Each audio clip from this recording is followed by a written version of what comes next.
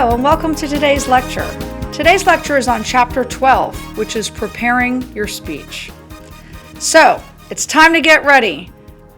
I know you're nervous, but after today's lecture, you're going to feel a lot more confident on what you need to do. So, we talked about your audience. I've mentioned numerous times that your audience is the number one thing that you need to consider before preparing your speech, regardless of the type of speech it is, the setting, or the situation. So, when you're thinking about your audience, there's certain things that you need to take into consideration. Who are they? Why are they here? And more importantly, why should they care about what you have to share with them? Analyzing your audience involves looking at their demographics. And demographics are used to analyze characteristics of your audience that can help you mention specific ways that your information will be interesting or useful to your listeners. Audience demographics could include their age, background, socioeconomic status, their political affiliation, anything that will help you understand who they are.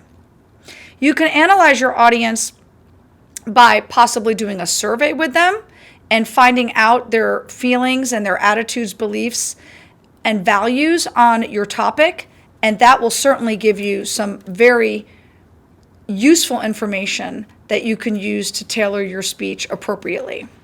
Now, audience attitudes and beliefs are important, but experts in the audience analysis suggest that speakers concentrate on values. And values are important because they're more likely to be shared by larger numbers of people. Remember, the one common thread that your audience has in our class is that they're college students. So try and focus on what a college student goes through. And who knows better than that than you? Audience's perception of the occasion, especially in a college class, requires a high level of thought and intelligence without being boring or humorless. Let's face it, you're going to listen to a lot of speeches, so why not make yours super interesting and memorable? So you want to think about your audience and who they are, and you want to think about their similarities and their differences, because this is vital. Now, when you're planning your speech, you need to consider your topic. Your topic is super important. And I actually allow you to choose your topic because I want you to speak about something that you care about. But remember, when you choose your topic, it has to be appropriate to you, your audience, and the occasion. So you need to consider all three of those things. You also want to think about maybe a topic that's relevant in today's world. So check the news. What's a hot topic? What's out there? You also want to think about your purpose statement. And as you've heard me say before, your purpose statement is what you want your audience to do or to know after listening to your speech. So you want to make sure it's well worded. Your purpose statement also needs to be specific, achievable, and relevant. So what do I mean by that? When I say specific, I mean very narrowed down. So specific is the opposite of vague, right? So you want to be very concrete on what you want your audience to do or to know. Achievable means, can you talk about this in the time limit that you have? And relevant, of course, means the relevancy and the importance to the audience. Remember, this needs to be established or the audience is not going to listen to you. You also want to work on your thesis. Your thesis is the central or the main idea of your speech in one sentence. And it's the most important takeaway for your audience because it is what your speech is about in one sentence. Now, when you gather your research and your information to use as your support, you need to understand that you need to use research that is credible, objective, and current. You need to vet this. You need to make sure that you're finding this information from other sources. And speaking of which, you need to be very aware and beware of fake news and misinformation. Just because it's out there on the internet doesn't mean that it's true. So make sure that you check your sources and you use good and credible sources. Now, I'm going to share with you 3 ways to evaluate online information. First thing you need to consider is your information trustworthy? Is it from a reliable source? You can look at where the website comes from. So if it's a .edu, it comes from a university or a school. If it's a .gov, it comes from the government. If it's a .com, it's a commercial website, and their main goal is to sell you something. So that may not be the most biased or objective source for you to consider.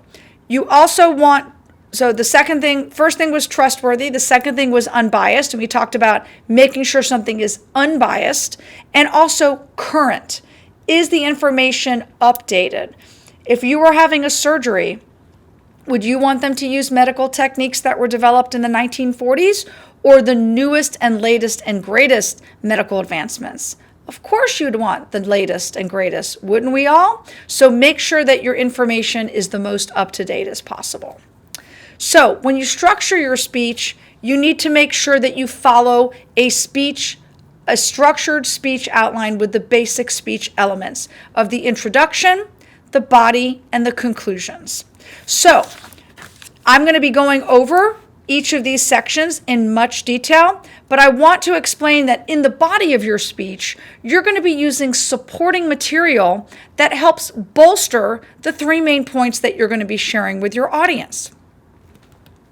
And these supporting material come from the research that you're going to be conducting through the various research sources that you find through the Georgia Highlands College Library and other sources such as interviews, surveys, and anything else that you can find that would be relevant to help you in this project. So let's look at the different types of supporting material. You could add definitions.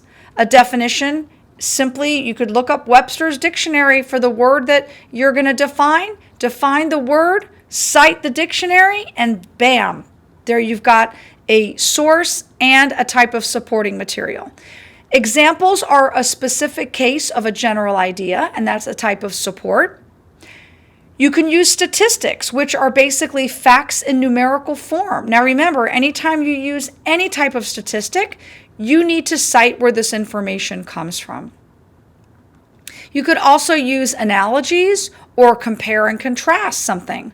Now, if you use a comparison or contrast, or if you use an analogy, you might use what is called a simile or a metaphor. So let me review with you what these are. A simile uses the words like or as in them, whereas a metaphor is an implied comparison that does not use like or as. So let me give you an example of each. A simile would be to say like a tidal wave, okay? And the metaphor would be a tidal wave of refugees. So as you could see, the metaphor did not have the word like in it. Now, there are different other types of supporting material that you can use, such as anecdotes, which are a brief story. Remember, stories endear you and build rapport with your audience, especially if the story is about you. It makes it more personal.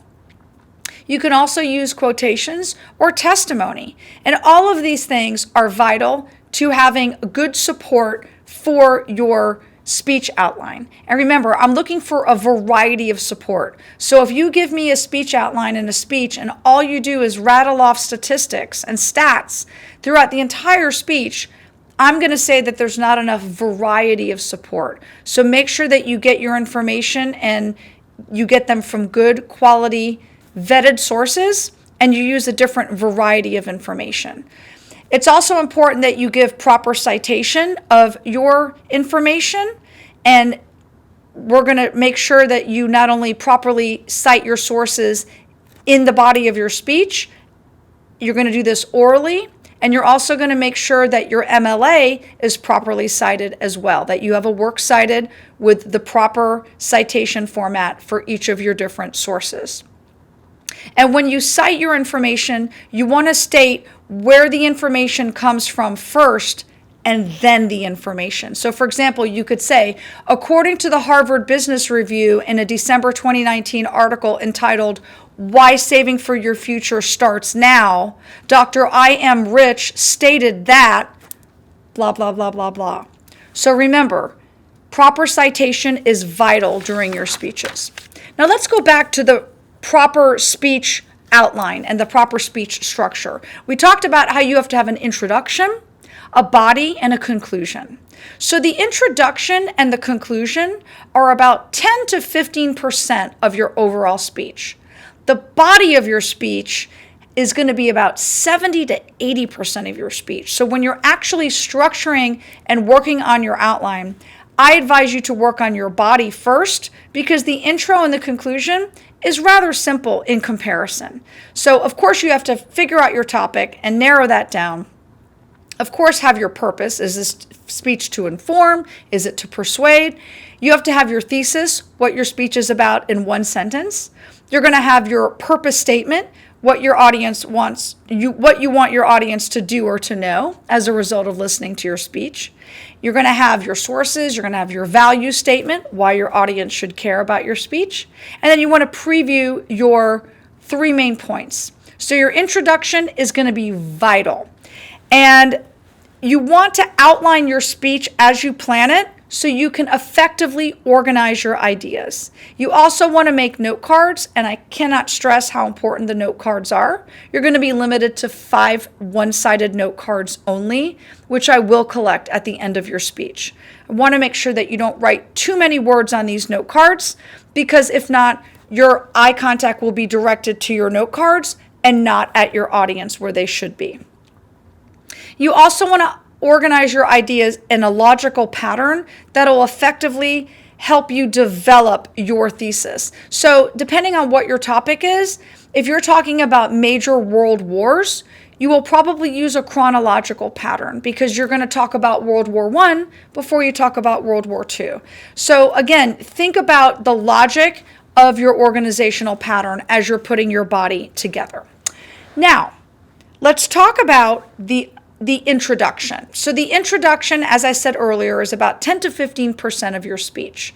And the introduction serves many purposes. The first and foremost is to capture your audience's attention. And we're going to talk about different ways to capture your audience's attention, but I'll tell you one surefire way not to capture your audience's attention. And that's to say, "Hi, my name is Alex, and today I'm going to be talking about koalas." All right, never start out with "Hi, my name is, and today I'm going to be talking about," because that just puts me to sleep, and it's definitely not going to get your audience interested in what you have to say. The introduction should also preview your main points, and that should be actually the last thing you say in your introduction prior to transitioning into the body of your speech. The introduction serves to set the mood and the tone of your speech. Obviously, if you're going to be talking about drug abuse or child abuse, these are serious topics and they are not to be taken lightly. So you should have a serious tone and demeanor when giving a speech on said topic. You also want to demonstrate the importance of your topic to your audience. That's done in the value statement, because again, if your audience does not understand and appreciate the value or why or what's in it for them, why should they care? They're not going to listen to you.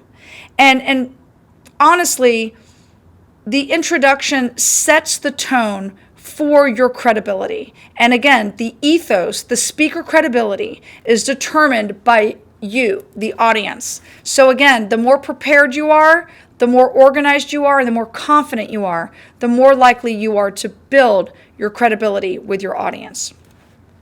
So we talked about ways to capture your audience's attention. I said that the very first thing that comes out of your mouth in a speech is not "Hi, my name is." It's your attention getter. So what should you say to get your audience's attention besides "Hi, my name is"? Well, I'm going to give you several things that you can do. First thing you can do is refer to the audience. Easy to do. The second thing, refer to the occasion. If this is a special occasion, if it's a birthday, if it's an anniversary, if it's a wedding, refer to the occasion at hand. Refer to the relationship between the audience and the subject. Remember, There's a relationship on what you're going to be talking about and how it's relevant to them. Refer something that's familiar to the audience. Remember, familiarity endears you to the audience. You want to build that connection and build the rapport with your audience. You may want to cite a startling fact, of course, or a citation, properly cited, of course. Nothing gets an audience's attention than a startling piece of information. You may want to ask your audience a hypothetical question. That's a good way to start a speech. You might want to tell an anecdote or a story. You might want to use a quotation. That's another way to start a speech. Or you might even start off by telling a joke. Please remember that it must be appropriate and you should never, ever offend the audience, ever. So those are about 8 or 9 ways that you could possibly start a speech other than saying, "Hi, my name is."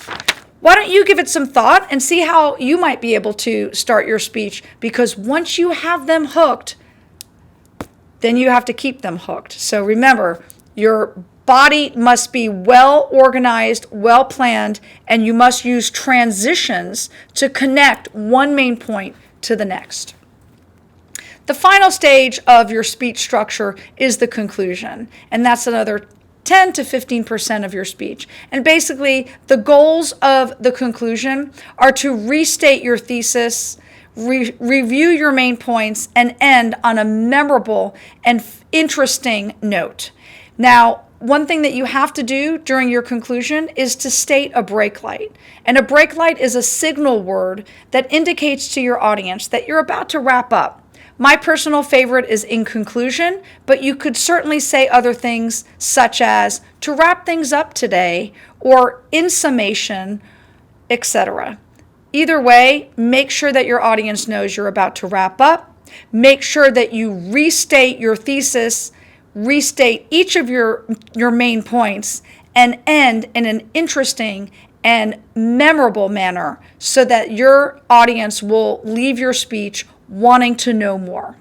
So today we've talked about basic speech structure of the introduction, body, and conclusion, how to analyze your audience and plan your speech, and just the importance of being audience-centered and aware of who you're speaking with. So remember, you can do it. You just have to put the time, the effort, the energy into understanding your audience, understanding your topic, getting great research, properly citing your sources, and planning a killer introduction and a memorable conclusion.